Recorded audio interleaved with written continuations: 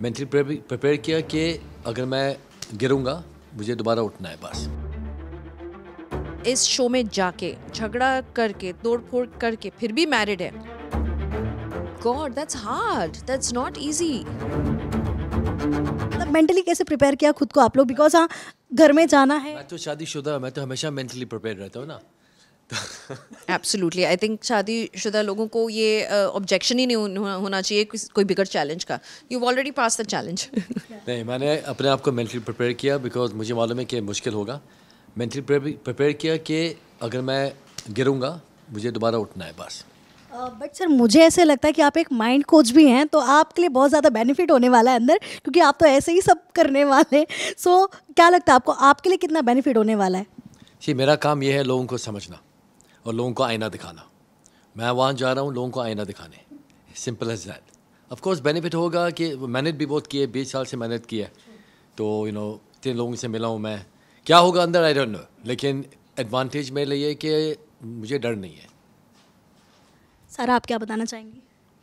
ये कि ये एक इंटरेस्टिंग एक्सपीरियंस होने वाला है, एंड जिस तरह से हम बाहर कोचिंग करते हैं, लोगों से मिलते हैं, ये थोड़ा अलग हटके होने वाला है। ऑफ कोर्स कि हम वल्नरेबल होंगे, हम भी बहुत इमोशनल है, and and things will effect us, and this is the part and parcel of the journey to see कि हम कितने कमिटेड एंड स्ट्रॉन्ग रह सकते हैं।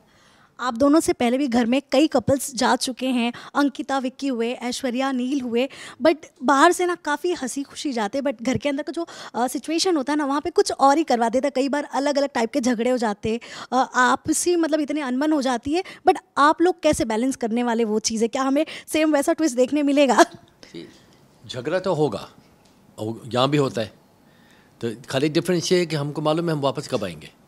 ये डिफरेंस, झगड़ा तो होगा, गारंटी 100 मिलियन% होगा, और शायद काफ़ी बिग होगा, लेकिन हमको मालूम है कि रास्ता वापस है फॉर श्योर। तो एंड मुझे लगता है कि हर एक कपल को अवार्ड मिलना चाहिए इस शो में जाने के लिए, क्योंकि अगर इस शो में जाके झगड़ा करके तोड़ फोड़ करके फिर भी मैरिड है, तो यू गाइज हैव वन। हमको एक नेशनल अवार्ड मिलना चाहिए। एब्सोल्युटली। बट अंदर घर में अगर आप दोनों के बीच में कुछ भी बहस भी होती है, तो सबसे पहले सॉरी कौन बोलेगा, क्या लग रहा है? मुझे सॉरी बोलने की जरूरत नहीं पड़ेगी, आएगी वापस। 100% आएगी, बिकॉज उसको मालूम है बैक ऑफ द माइंड मेरे हिसाब से कि अगर ये गिरेगी मैं हूँ वहाँ, शी नोज़।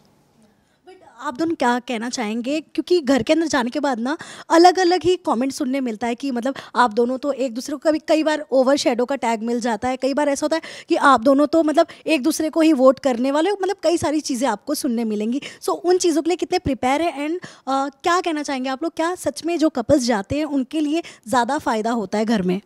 नहीं, आई थिंक मुश्किल है बहुत, बिकॉज अगर मैं अकेला जाता मैं तो मतलब मुझे कोई और सोच नहीं होगी, फोकस होगा। अभी अगर मैं कुछ कर रहा हूँ और मैं इसके बारे में सोच रहा हूँ कि अभी इसका क्या इफेक्ट होगा, वो उसको क्या बोल रहा है, मैं कुछ बोलूँ नहीं बोलूँ, एसेट्रा एसेट्रा, तो उसकी वजह से बहुत मुश्किल है, because you are handling 2 people.